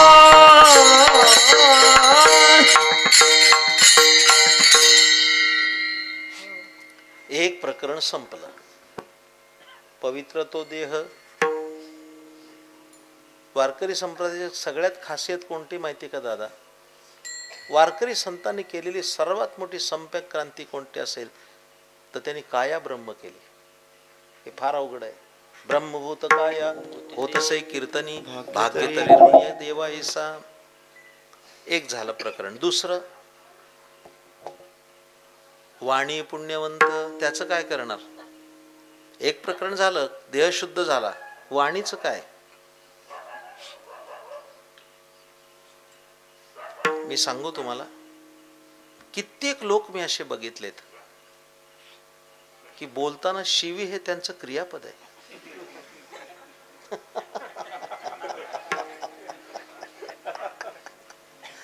एखादं वाक्य उच्चारायचं, एक इरसाल शिवी द्यायची आणि मग फुल स्टॉप.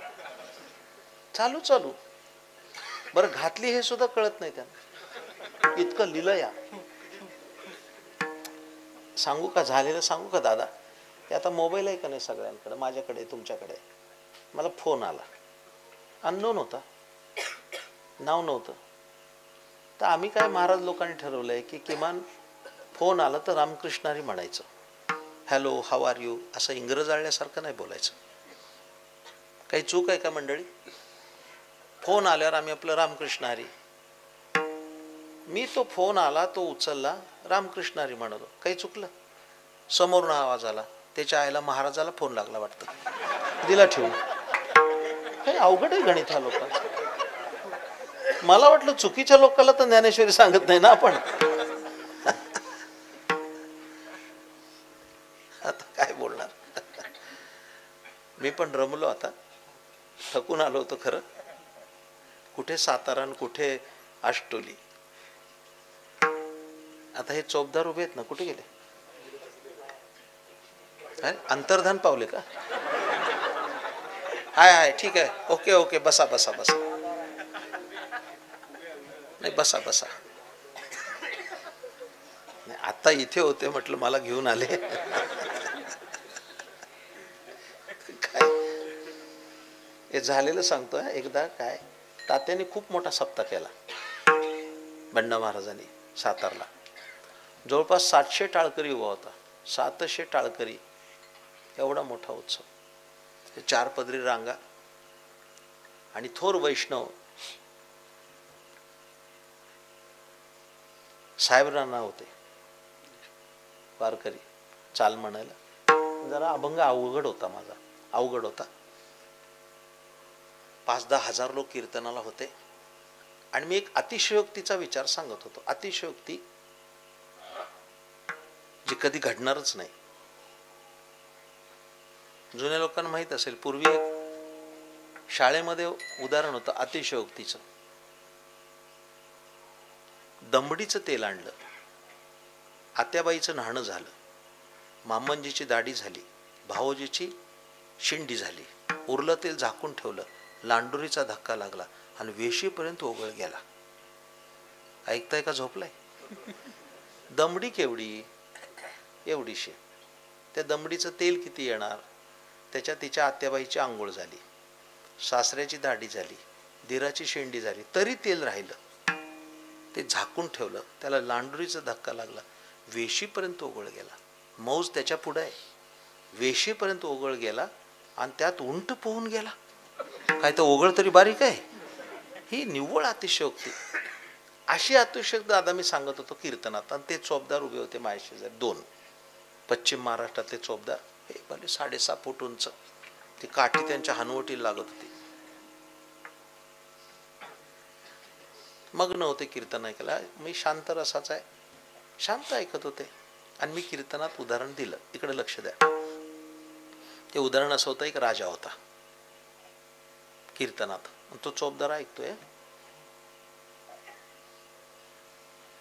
मी सांगितलं तो राजा इतका नाजूक होता की तो हत्तीवर बसला असेल, रस्त्याने जात असेल आणि हत्तीच्या पायाखाली वेलदोडा आला तर राजाला सर्दी व्हायची.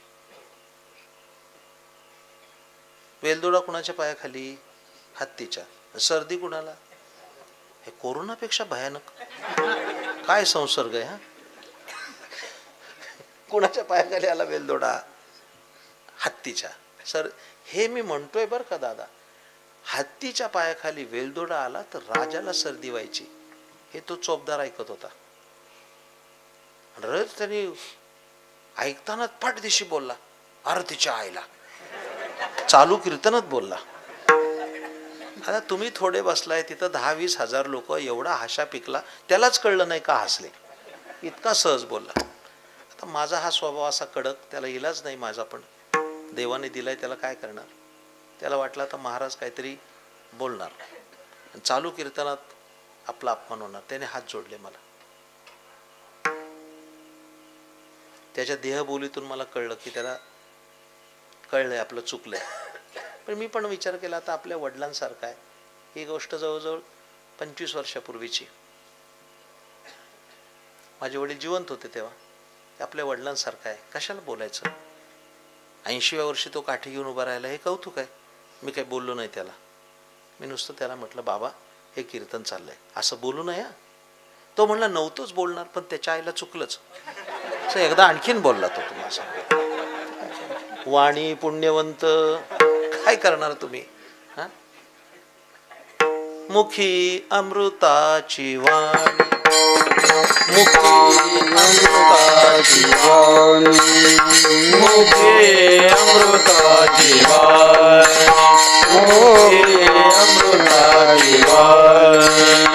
देह देवाचे कारणी, देह देवाचे कारणी, मुक्ती अमृताची वाणी, मुक्ती अमृताची वाणी. देह देवाचे कारणी, देवाचे कारणी, मुक्ती अमृताची वाणी, मुक्ती अमृताची वाणी.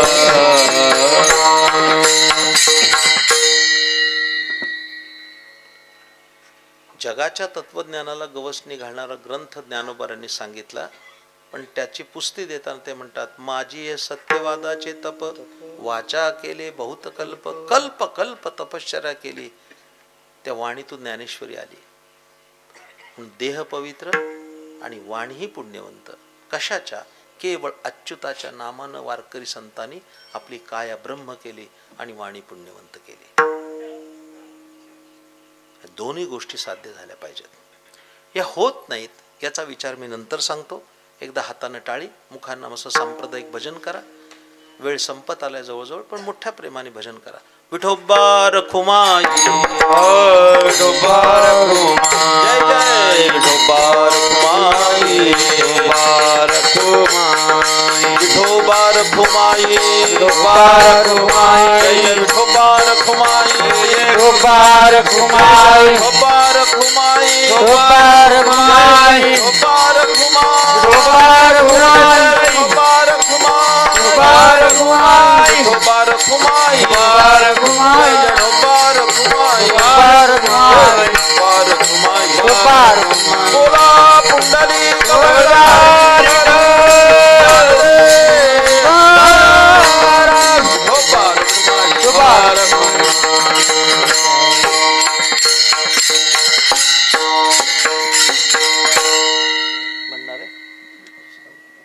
म्हणणारे पवित्र तो देह वाणी पुण्यवंत जो वदे अच्युत सर्व काळ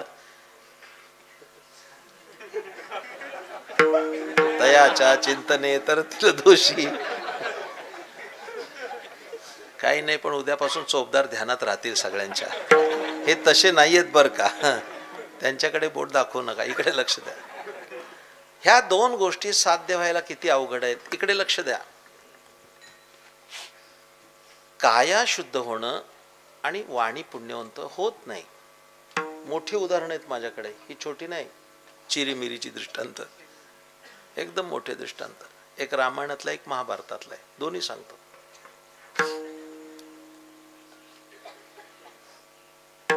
अगदी तुम्ही चांगलं ऐकताय, प्रॅक्टिकली सांगू का. मंदिरातला पुजारी आहे ना, तो एका हातात आरतीने एका हातात घंटी वाजवतो. तुम्ही करून बघा, घंटी तरी बंद पडेल, नाही तर आरती तरी बंद पडेल. नाही तर असं तो हा आरती हलव आणि घंटी ओळल, दोन्ही होत नाही कळेला. प्रॅक्टिकली बघा उद्या सकाळी. रामायणात एक गोष्ट आली, इकडे लक्ष द्या, आणि महाभारतात पण आली. मी सांगतो तुम्हाला. प्रभू रामचंद्र अयोध्येला जाताना, अयोध्येहून वनवासातून लंकेकडे जाताना रस्त्यात जेवढे आश्रम लागले त्या ऋषिकुलामध्ये गेल्याची उदाहरणं आहेत. रामकथा माऊलीची ऐका, मी एक सत्र ऐकले त्यांचं. शरभंग ऋषीच्या आश्रमात आले. मोठे ऋषी होते शरभंग ऋषी. शरभंग ऋषीच्या आश्रमात आले. ऋषीने त्यांना उत्थान दिलं, बसायला आसन दिलं, फळं ठेवली समोर, आणि शरभंग ऋषी आपल्या मुखाने वेदाच्या ऋचांच्या माध्यमातून प्रभू रामरायाची स्तुती करू लागले. काय सुंदर ऋचा येत होत्या तोंडातून बाहेर, एका मागोमाग एका मागोमाग एका मागोमाग, अशी प्रासादिक वाणी. कसला तरी घाण वास आला. प्रभू रामचंद्र म्हणाले, मुने, तुझ्या या मंगलमय आश्रमात घाण वास कसला, का बरं येतोय? ताडदिशी ऋषीमय उठले आणि नमस्कार केला. भगवान, मला क्षमा करा. माझं शरीर नासलंय, सडलंय, कुजलंय, त्याचा हा वास आहे. चला दाखवतो. ते शरीर घेऊन तुमच्या पुढे यावं असं वाटलं नाही, म्हणून माझ्या तपस सामर्थ्यानं हे मायावी शरीर धारण करून तुमच्या स्वागताला आलो. हा माझा देह नाही, माझा मूळचा देह पलीकडे आहे. हाताला धरून पलीकडे नेलं. एका झुडपामध्ये त्याचा देह पडला होता, शरभंग ऋषीचा. आणि कुत्रं मेल्यानंतर बाहेर रस्त्यावर टाकल्याचा घाण वास येतो, तसा त्या शरीराचा सुटला होता. तो माझा देह आहे आणि त्याचा वास येत आहे. दृष्टांत संपला. शरभंग ऋषी एवढे मोठे होते, वाणी पवित्र होती, पण देह पवित्र, काया अपवित्र. नाही साध्य करता आली त्यांना. आपली काया शुद्ध करण्याचं नाही जमलं. दुसरं उदाहरण महाभारतात आहे. महाभारतामध्ये पांडवांनी राजसूय यज्ञ केला आणि सिंगल ब्रेन ऍडमिनिस्ट्रेशन ज्याला म्हणतात इंग्रजीमध्ये, ते भगवान कृष्णाने केलं. सगळं त्याच्या देखरेखीखाली होत होतं. भगवान कृष्ण प्रमुख. त्यांनी कामं वाटून दिली होती. स्वतः द्वारकाधीश भगवान होता तरी त्या यज्ञातल्या उष्ट्या पत्रावळी त्यांनी उचलल्या. काय मोठेपण असेल.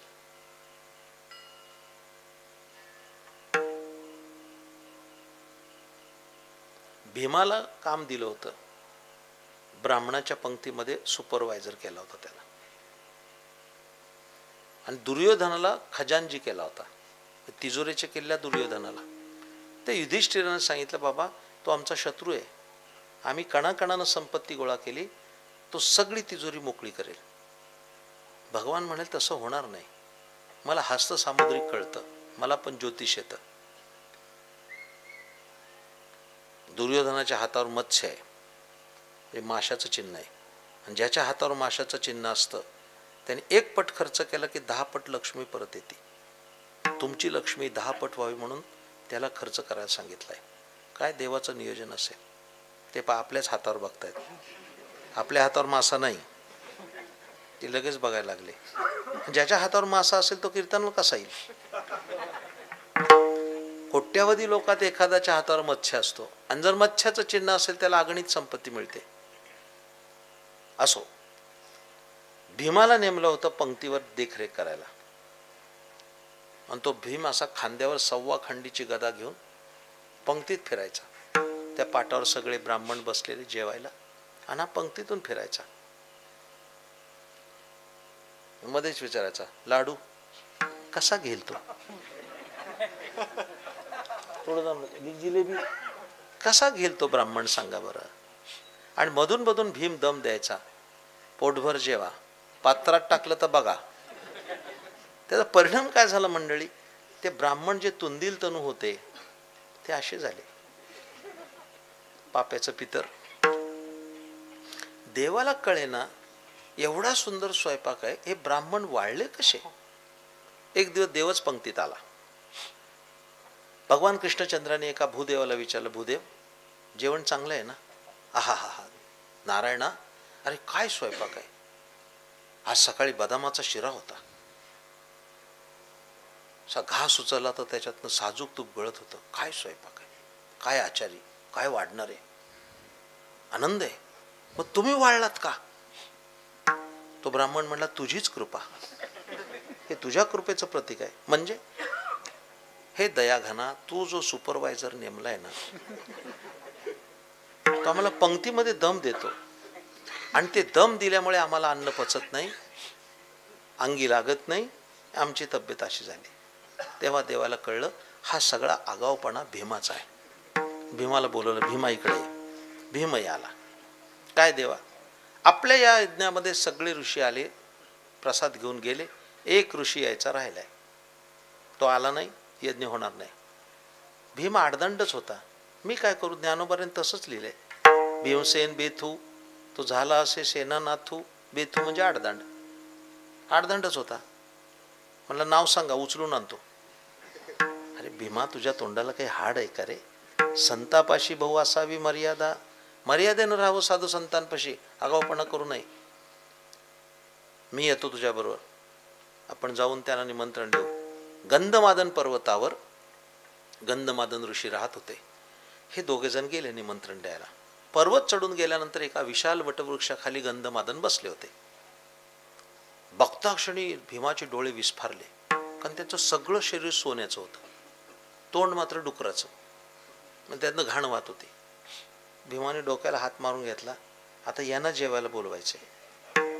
आधीच वाळून गेलेले ब्राह्मण 10-5 मरायचे, याला काय बोलवायचं जेवायला?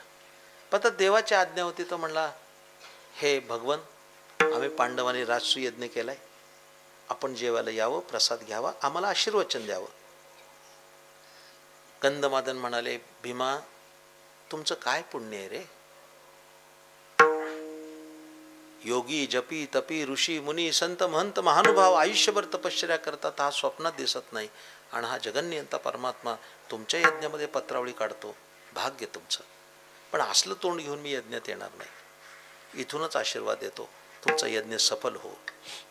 भीमाला आनंद झाला, सुंठी वाचून खोकला गेला. आता हे येत नाही, इथूनच आशीर्वाद मिळाला, छान झालं. निघाले दोघे पण परत. जावं ना, आपलं काम झाले. मुकाट्यानं जावं का नाही, पण माणसाची फाजील जिज्ञासा ही फार असते. 5-50 पावलं गेलेला भीम परत गेला, आणि त्या ऋषीला विचारलं, हे मुने, तू सगळं शरीर सोन्याचं आहे, हे तोंड का असं आहे, काही कारण आहे का? ते ऋषी म्हणाले, हे माझं मागच्या जन्माचं पाप आहे, तरी जावं का नाही?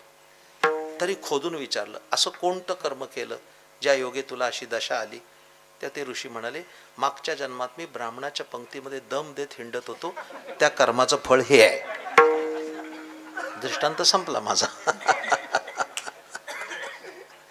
शरभंग ऋषी काय आणि गंधमादन काय, एकाची काया पवित्र, एकाची वाणी पवित्र.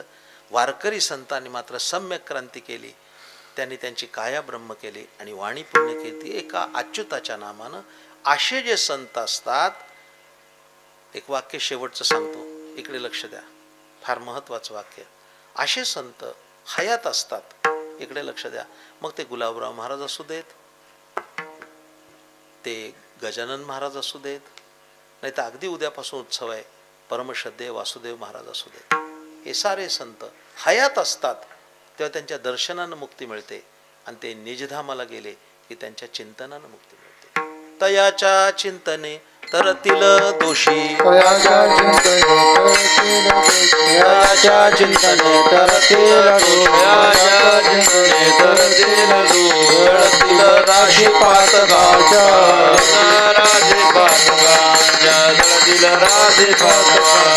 ज्ञानेश्वर माऊली नाथराज माऊली भावले, ज्ञानेश्वर माऊली नाथराज महाराज माऊली भावले, ज्ञानेश्वर माऊली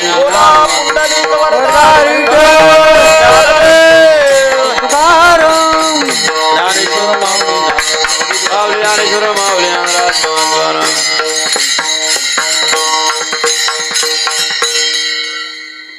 कीर्तन संपलं.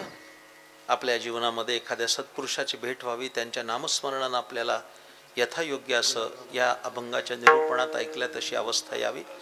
झालेली सेवा भगवत चरणी समर्पित करतो. आपण सर्व आष्टोलीचे लोक अत्यंत मोठ्या उत्साहानं गेली 30 वर्ष उत्सव करताय, आणि परमश्रद्धेय संजय महाराज उपाख्य संजू दादा हे या उत्सवाचं नेतृत्व करतायत.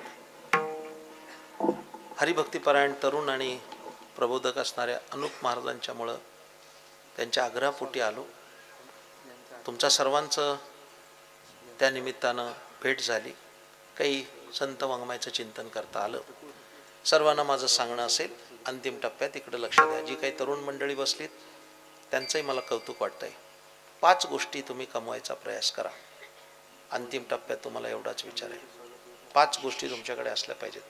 1, उत्तम प्रकृती, तुम्ही सुदृढ असलं पाहिजे.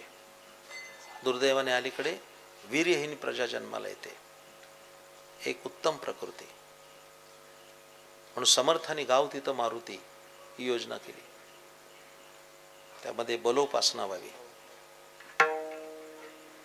दुर्दैवाने मारुतीची मंदिरं त्याचा शेड्डू वाजले पाहिजेत, असे सुरू झाले.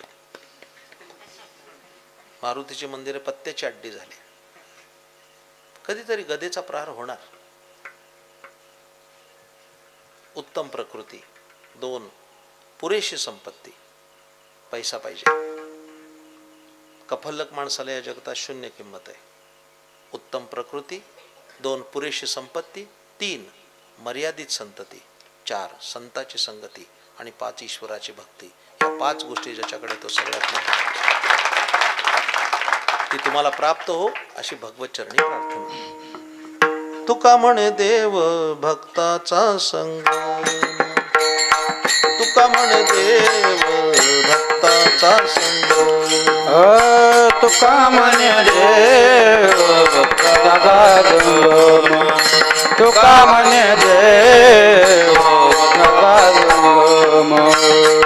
तेथे उभ नाम त्रिवेणीचा, तेथे उभ नाम त्रिवेणीचा, तयाच्या चिंतने करतील दोषी, तयाच्या चिंतने करतील दोषी.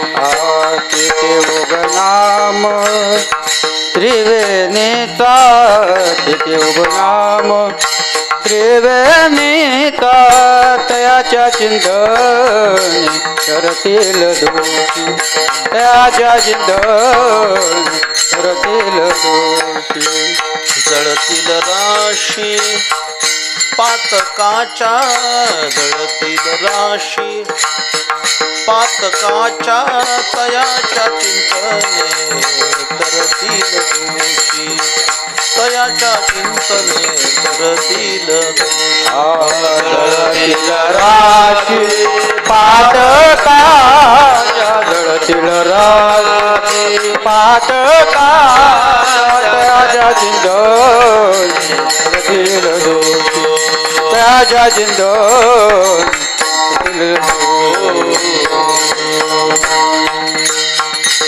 विठ्ठल जय जय विठ्ठल जय जय विठ्ठल जय जय विठ्ठल जय जय विठ्ठल ओम नमो सद्गुरु जय जय गुलाब राम ओम नमो सद्गुरु जय जय जय गुलाब राम